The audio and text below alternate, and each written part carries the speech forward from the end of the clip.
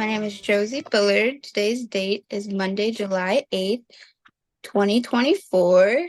And I'll start our interview with some introduction questions for you. Okay. So I'll ask, what is your full name? Full name is Lawrence Patrick King, but everybody calls me Larry. Nice to meet you officially. And where and when were you born? February 3rd, 1940 at 3195 Heidelberg. All right. And that was in Detroit, That's in Michigan? Detroit between McDougal and Elmwood. Okay.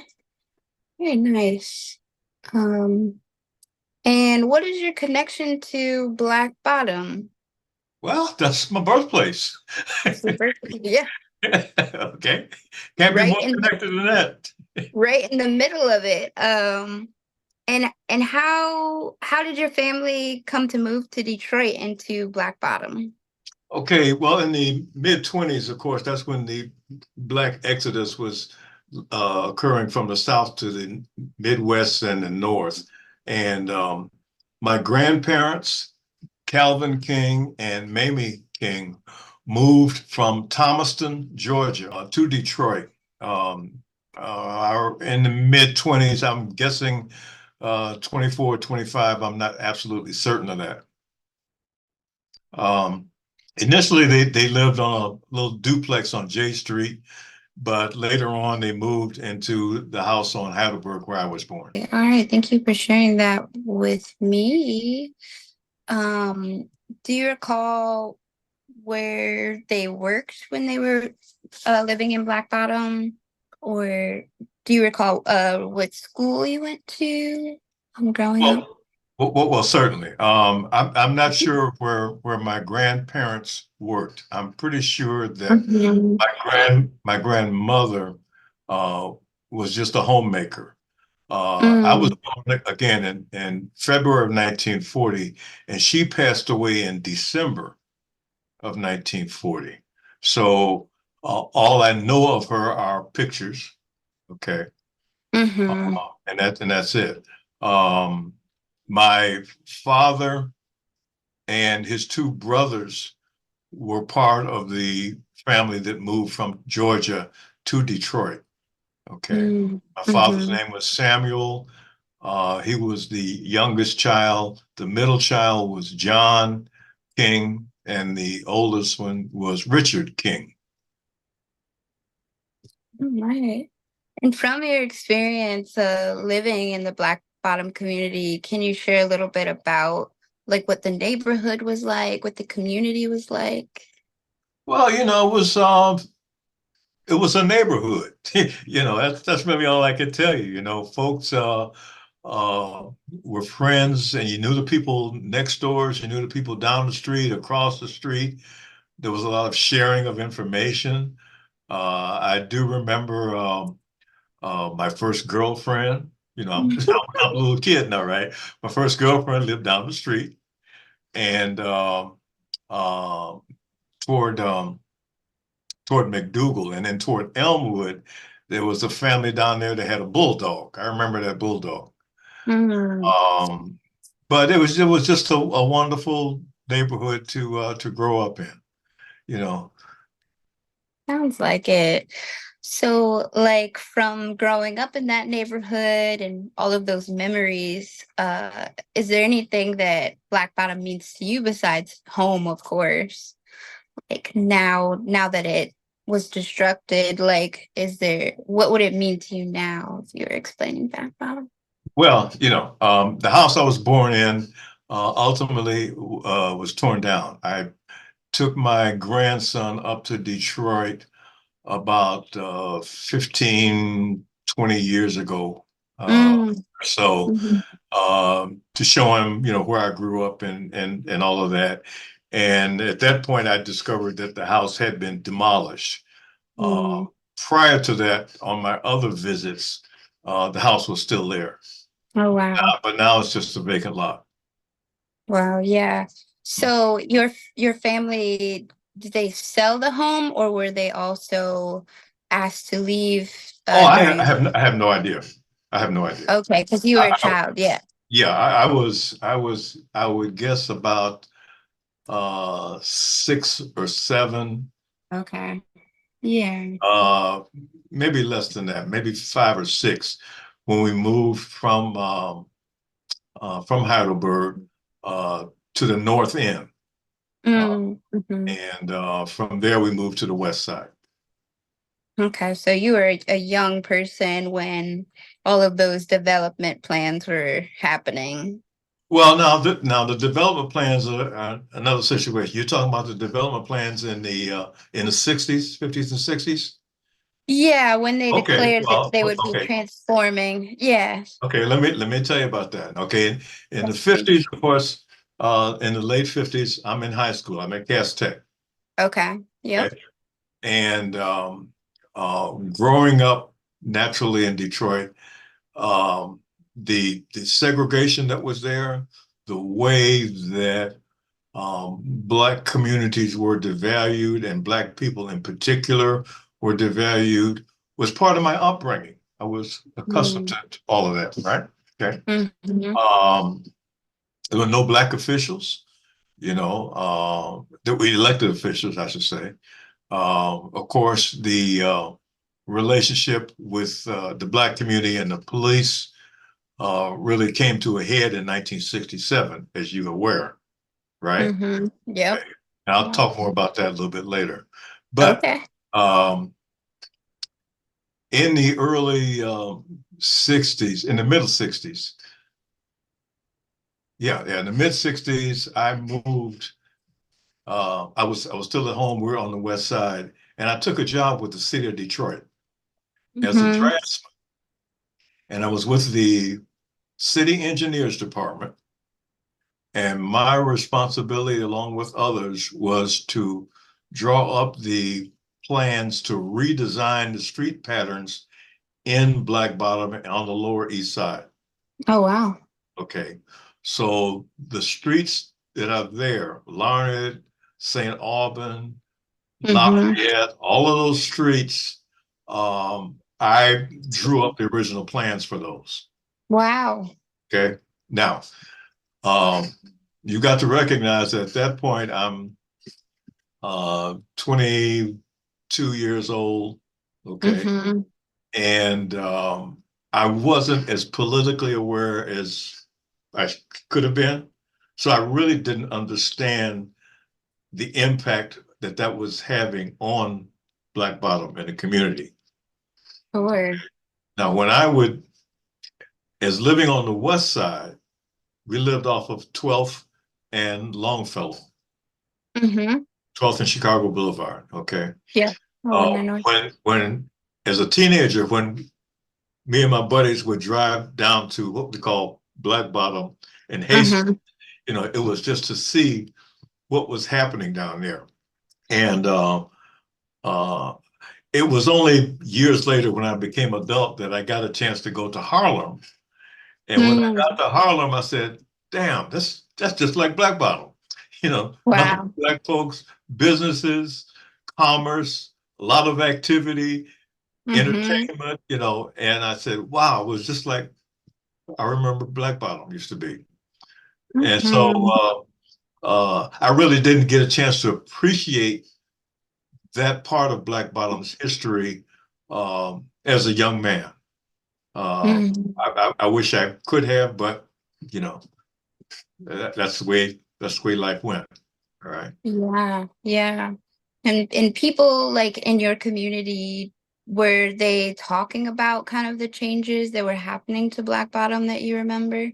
Well, of course, my parents were, and again, I'm living now off of 12th and Longfellow. Okay, and it was a Mm-hmm. totally different community, middle class. Mm-hmm. Um, there were still some whites in the area. They all hadn't left yet. Okay, and so it was a mixed community. So Mm-hmm. the conversations that I would be part of that related to Black Bottom and what was occurring in the late 40s and the early 50s, in the mid 50s, were from family members and the Black neighbors that we had, because most of them moved to the west side from Black Bottom. Mm-hmm. Mm-hmm. So it was more nostalgic conversations than any really discussion of what was going on politically or from an Sure. economic standpoint. Okay. Sure. Yep. That makes sense. How do you feel like present day Detroiters like are impacted by the destruction of Black Bottom? Well, um, the population of Detroit is much smaller than it was when I grew up. Mm, yep. I would imagine that the majority of people that you would stop on the street and ask them to share what they remember about Black Bottom, you would Mm-hmm. not get an answer Yeah. because they would have no recollection. Yep. Okay. I'm 84. I, re- Congratulations. Thank That's you. amazing. I remember. So if you're asking somebody that's in their 50s, Mm-hmm. okay, they'd have no idea. Okay. All they would know would be, well, there used to be Black Bottom and it used to be all black and it used to be a lot of entertainment down there Yeah. and a wonderful community, but that's all they could share with you. It's like they could tell you what they read in, well, I won't say in the history books because wasn't that much in the history books, you know. No. If at Yeah. all. Yeah. Yeah, that's why this is our mission to kind of rekindle all of that history and those stories to bring it to light. Mhm. Um, and kind of coming from that question, um, like what do you feel like reparations should look like for descendants of the Black Bottom Paradise Valley community? Yeah, I saw that question and Mhm. I've been trying to think of how could I respond to that. Okay. Sure. Yeah. Uh, just the word reparations Mm-hmm. automatically puts up a lot of defenses from the majority community. Yep. They don't like the sound of that. Okay. So, When I was growing up in Detroit, the worst thing that you could mention to white folks was integration. They didn't like that because that, you know. So it mhm. reparation has that kind of connotation to the majority community. Now, what the purpose of reparation is, and I'll use a term that you're familiar with, payback. Okay. Yes. Yep. The Black community in Detroit today, um, I don't think they can really describe what reparations should look like, can look like. Mm-hmm. My last trip home was 2 years ago. Uh, Okay. I went down to see the lot that the house that I born was on. It was a lot. Okay. And I drove around the Mhm. city a little bit. Um, I think probably if there was a park that could be dedicated Mhm. in the middle of Black Bottom with some kiosks there, green space, Mhm. places where folks could walk. Um, I think that would be a really nice thing to have. Um, Mhm. and I think it's still there.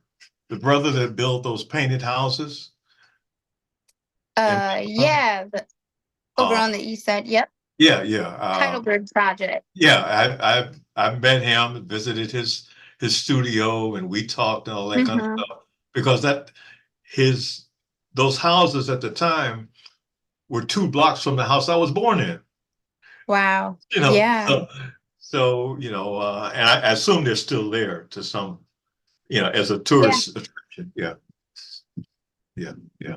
So, Yeah, that's a great idea getting for the back to green your space. question about repatriations, uh, I think that would be something appropriate Yeah, for today's setting. Okay. that's Uh, a great idea. so it would be sort of like an open air museum. Okay. Uh, Mm-hmm. type of thing. Now, of course, the entertainment areas and all the clubs and the restaurants that Mm-hmm. that were there. I don't know how you talk about that. My uncle Richard was the manager of a Three Sixes Club, Mm. 666 East Adams. Okay, and that's one of the pictures I'm going to send you. Oh, that's amazing. Okay, So were you able to go into those venue spaces, or were you not of I age? was a child. Yeah, I you're was still a a child. child. You know, Yeah, yeah. now my uncle Richard, and when he retired, he was vice president of special markets with Hiram Walker. So Oh, wow. basically, that meant he serviced all of the bars in Detroit, especially all the black bars. Yeah. Okay. All Wow. right. All right. Now, in my late teens, because of my Uncle Richard, I was Mm-hmm. able to get into a couple of clubs. Mm-hmm. I won't go into the details. Okay. That sounds like a All good right. All time. right. But they knew who I was. They knew my Mhm. relationship with my uncle and that. And uh, they would set a spot for me at the end of the bar next to the back door, Mhm. Yeah. just in So, case, I had to yep. leave. Yeah. you know, And were there like and of course, they would only serve me beer. They would only serve me so beer. so at those bars were there like live music, some local Oh yeah. Well, musicians? see, that's how I developed Uh-huh. my love for music. Mm. You know, um, there was a lot of great musicians that came out of Cass Tech. Okay. But my mom and dad loved music, and we always had music in the home. All right. Um, and there were musicians that I met um, while they were working, and some casually, Uh, that helped me expand my musical understanding. Billy Burrell was Kenny mhm. Burrell's younger brother. You heard Kenny Burrell, that name? He's a famous guitarist out of Detroit. Okay, I'm gonna have to look You too. probably heard of Earl Klugh. Yeah. Okay, My okay. Well, okay. Kenny Burrell, Yusef Lateef. You heard of him? Yusuf? Yusef Lateef. Oh yeah. Okay, okay. I feel like my mom plays. People like that I knew when they were beginning their musical careers, and since later on, I would see them perform in other cities, you know, and I could go up and say, "Hey, remember we met?" So, oh yeah, we talk about the West End, or we talk about the Flame Show Bar, or we talk about the Minor Key. Did anybody ever mention to you the Minor Key? I don't think so. This Okay, the was Minor Key this was not in Black Bottom. It was on Dexter. okay. It was on Dexter Oh, okay. So and it's a bit Burlingame. west. Okay, Uh-huh. and after all the clubs in Black Bottom were torn down, Mm-hmm. the musicians had really few places to play. Okay. And this Jewish guy opened up a club called the Minor Key. Hmm. They did not serve alcohol, they just served soft drinks and sandwiches. It was on Dexter. And everybody that you can name, it was a great musician, would come through the Minor Key, as well as Baker's Keyboard Lounge, which is still on Oh Liberty, yeah. right? Yep. Um, and a lot of the other places. So, Wow. so um, now that's one side of my musical history and appreciation. The other side of it is as a young teenager in high school, okay, going to St. Teresa's. And that was where the Miracles used to be. That's where the Temptations used to be. No way. Before the very early Motown stages, okay? So I Okay. remember all those guys then. Matter of fact, I went to high school with um, Ronnie White and Pete Moore, two members of the Miracles, of the original Wow. Miracles. Wow. Smokey and I were in kindergarten together. Wow. We didn't know each other then. Yeah. Okay. Just classmates. Yeah. Yeah, right. And of course, whenever after I moved to Cleveland, whenever they would come through, we'd get together and talk Detroit. Oh, wow. It was Yes, always it great. just, It was yes, always they great. connected. Wow, Oh that's yeah, amazing. exactly. So Wow. it was all of those types of things that were part of building my appreciation for music and culture. Hmm. A lot of culture in Detroit. A lot of artists. There was a young man. I can't call his name right now. I can see his face, but he was and a classical opera singer. He graduated from Oh, Northern wow. High School. I think Northern High School, he graduated in 54, 55. And he was a very famous black opera performer. Mm. Uh, and right out of the North End, that's where he grew up. I So can't many recall his music. name right now. But So but you, Detroit has all of those experiences that I had. I remember the first black councilman that was elected in Detroit, Bill Patrick, was the mhm. first black councilman. Uh, I remember through meeting my dad and not meeting my dad, but you know, with my dad and Uncle Mhm. Richard, um,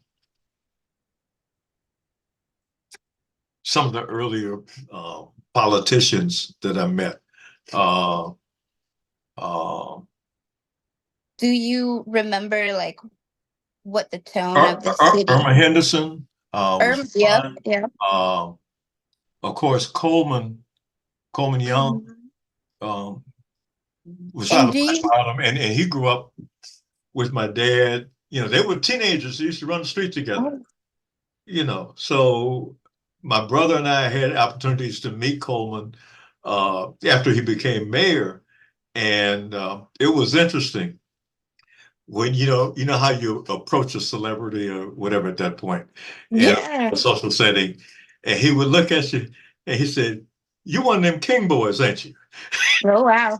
you know, so So you knew of they were you. that tight. Okay, Yeah. and So so do you do you recall the tone of the city when some of these black elected officials were being elected into those higher roles? Do you recall yeah, kind well, of? I remember voting for Bill Patrick, for example, Mm-hmm. to be the first member of council.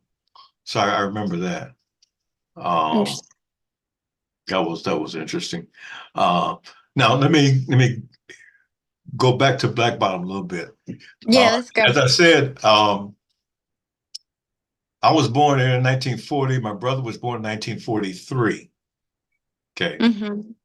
also at Heidelberg. Okay, although I was born at home, Jimmy made it to the hospital before he came out. But my father used to take us down to Franklin Settlement on Charlevoix. Mm-hmm. It, that that's still there, isn't it? I think I'm not sure. I'm not Okay, 100% okay. sure. Well, Franklin Settlement was on Charlevoix. I think it still is on Charlevoix. They used to have a Mm-hmm. summer camp up in Lake Orion, Michigan, Mm-hmm. and we would go to that camp for 2 weeks during the summer. Oh, wow. We take a couple of busloads of kids from Uh-huh. Detroit and go up and spend 2 weeks up in Lake Orion, and um, those are wonderful experiences. Just terrific. Uh, the um, the Franklin settlement had a gymnasium Mm. along with community rooms. And my dad would tell me that there were times when Joe Louis Oh, wow. come and he would train or do an exhibition there. Wow. And my dad took me a couple of times.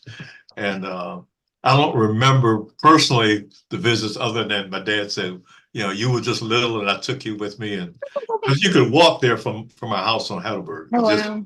three or four Yeah. streets. Yeah. Yeah. Wow, that's amazing. Yeah, lots of recreational centers, very community oriented. Yeah. Yeah. It seems like, um, yeah, so I guess continuing, like, why do you feel like it's important for the history of Black Bottom, to be preserved? Well, you know, there are communities like Black Bottom in most major cities across the U.S. Okay. Mm-hmm. Um, they've all changed quite a bit. Harlem is not what it used to be. Black Bottom doesn't exist. Yeah. Black Omaha, Nebraska doesn't exist. Okay. You can go right down the list. Chicago, Philadelphia, Yeah. Pittsburgh, the Hill District doesn't exist. You know, it's still called the Hill District, but you know, it's something else. So that's something that's occurred as part of the evolution and growth of America. Mm-hmm. Uh, that we have moved, we as a people have moved from being constrained to ghettos or to certain areas of communities. Now we're all over the place. Okay, Mm-hmm. in most places. And in some places, like what Detroit used to be, Detroit was a black city. Mm-hmm. And Mm-hmm. it's no longer you can call it that, you know. But when I was there and growing, it was a black city. Yeah. Okay. So things have changed quite a bit. Mm-hmm. So, from your legacy of growing up in Black Bottom, how would you want to be remembered? How would I like to be remembered? Oh, Yeah. I I don't know. I don't have an answer to that question. You'd have to That's ask, you'd have to ask my cousins and that are there, my brother. My daughter lives in Cleveland. I don't know. You know, I went to Cass Tech, uh, and that was a wonderful 3 year experience. You know, mm, uh, I still have I still have this, which is my brick. You can't see it. there is My almost in brick there. from Cass Tech. Oh, Yeah, wow. yeah, That's incredible. yeah. You can't see it, but anyway, Love to see if you want to share a photo of that with us, that would be yeah, I can see really that. good. See it. But that's not important. The important photos are the ones about my family. You know, the pictures of Sure. my grandfather, um, and then when Jimmy and I were just kids and babies in the backyard. Mm-hmm. The picture of my mother with me and Jimmy on the back porch of that house on Heidelberg. Yeah. Okay. The picture of my Uncle Richard at the Three Sixes Club. Oh, you have pictures of all of that. That's Yeah, amazing. the pictures of my grandmother and two of her sons on J Street, which was Wow. in Black Bottom.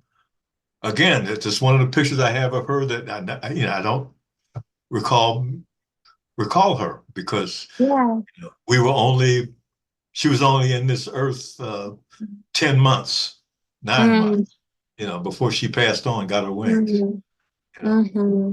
So that Wow. happened. Well, thank you for sharing all that you have. Yeah. Was there And anything else? I went to church Yeah. initially. My family went to church in Hamtramck at First Baptist Institutional Church. Hmm. That church is now on 7 Mile Road. Okay. I left that church. I really didn't leave that church. I started going to another church in my late teens, early 20s, on Linwood, which was the First Congregational Church. That was Reverend Albert Clegg's church. You've heard the name That, Albert Clegg? that one's still there, I The think. Shrine of the Black Madonna? Yeah, that's still there. Oh, it is still there? Okay, okay, Yeah. okay, okay, okay. But yeah, was there anything else? Anything else you want to share about your experience growing up that I didn't ask? Well, just most of it is in the narrative that I sent up. So you can look at that, and if Mhm. you got any additional questions, let me see. Look at the things you wanted to ask me. Photographs. 1 hour. Yeah, I just wanted to stress that Mhm. the the sense of community and the cultural values that Black Mm. Bottom represented uh, began to be destroyed in the early 60s. That's when they built the highway and all those streets that I Yeah. talked about. Okay. Yeah. And then it concluded in 1967 when the riot occurred Mm. on 12th Mhm. Street. Okay. Now, when Yeah. that started on 12th and Claremont, it was 2 blocks from the house that I was living in at the time. Wow. It's very close. Yeah. Okay. Do you So that really ended Detroit as I remember it, because after mm, that, um, the parts of the city that were burned down were never rebuilt and reconstructed. White folks had really left by that point. Um, One of my favorite places, hangouts, was at 20 Grand on West Warren and 14th. You heard of mm, the 20 Grand? haven't. Oh, No. see, you're just a baby, and I understand that. But I thought maybe I somebody love had I shared love that to with you. hear The about it 20, though. the 20 Grand was the was like the second generation black club. Most of the Mm, black clubs in Detroit were on Hastings and right. off of John R. Talking about the Flame Show Bar and all those places. Okay. Later on, there were places like the 20 Grand, which is on 14th and West Warren. That's where Mm. all the Motown acts would appear. Oh Okay. wow. Okay. It was a club, a cocktail lounge, and a bowling alley. Oh wow. That All right. sounds fun. Right. Now for the Mm-hmm. teenagers, they would have in the gold room, and they would have parties for the teenagers, and the disc jockey would be Frantic Ernie Durham. Okay, right? Look up that name, I'm going Frantic to. Ernie Durham. Okay, and that's where all the Motown acts it'd be a side for the teenagers and a side for the adults. Okay, Wow. and of course that's a vacant lot now.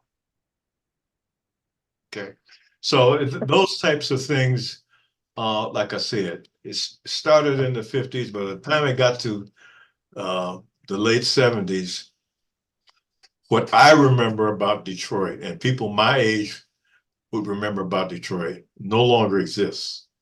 Yeah. Okay? It's gone. I remember my dad worked for DSR, and he used to drive a streetcar. Okay. Mm-hmm. And went from streetcars to buses when he retired. Mm. Um, his first job that he had after he finished high school at Eastern High School was a porter at Sam's Cut Rate downtown, Hmm. which was like a department store. I don't know if Sam's is still there or not. I don't think But it was so. Sam's, Crowley's, Kearns, Hudson's. Okay. Mm-hmm. And a porter's job. Well, there are only 2 jobs that you could get at that time in one of those big department stores, because they weren't Mm-hmm. hiring you as a retail person. they would hire you as a porter to be a stock boy. Okay, Mm-hmm. but as far as to sell merchandise, it was a long time till that happened. You know, my dad's second wife, Catherine, was the first black elevator operator at Hudson's department store. Wow. Wow. Okay. And Yep. Hudson's department store, the elevator operators wore nice dresses. They had white Yep. gloves. I mean, it was classy to take an elevator ride. Wow. I You know, see. it's a real experience.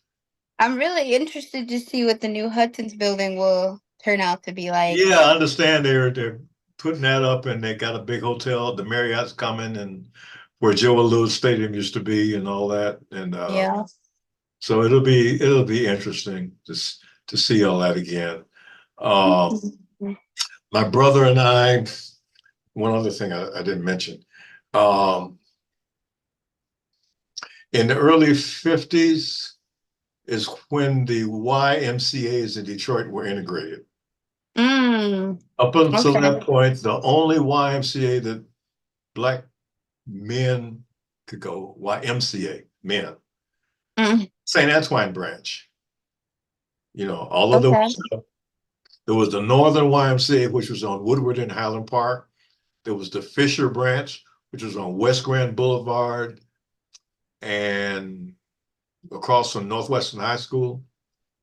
And Mm, there was one other one. I forget what the other ones were. But when they integrated the YMCA's, my brother and I were the first blacks to go to the Northern Branch YMCA in Highland Park. wow. And that was an experience. Yeah, I'm You sure. can get a Coke, a bottle of Coke out the machine for a nickel. Wow. I And remember you that. guys were swimming? Well, we'd use all the facilities at the Yeah, Y. everything. Now Yeah. at that point, you could either have a bathing suit or you could swim in the nude. Oh, wow. As far as men, I don't know what the women did or the girls, Yeah, yeah. but yeah, Wow. yeah, that was great. Yeah, the YMCA downtown now is still flourishing, but that's something new to know Oh that yeah, yeah, they took so long to integrate. yeah, yeah. Um, Wow. yeah, one other thing, I mentioned when I lived off of 12th Street on Longfellow. Mhm. Uh, oh man, I can't think of it. The mayor of Detroit. Oh man, I can't call his name right now. But anyway, he married a girl that lived across the street from us. Oh, no way. Yeah. Used to be a judge. Do you know the former mayors of Detroit? It was after Coleman. After Coleman. I have to look. You don't remember? Okay, okay. Well, Drawing a blank. it'll come to me. It'll come to me. Drawing a blank. Sorry. Yeah, that's okay. That's okay. But anyway, it was those kinds of connections that a person my age growing up in Detroit had, you know. And, Hmm. my experiences and the things that I shared with you were mine, and there's a whole host of people, well, not a lot, because someone passed on right now, that could share. One thing that I recall also was during the Vietnam War, Hmm. it seems like they were just picking up black boys up off the street and sending them to Vietnam. It Oof. that's the way it felt. You know, I Yeah.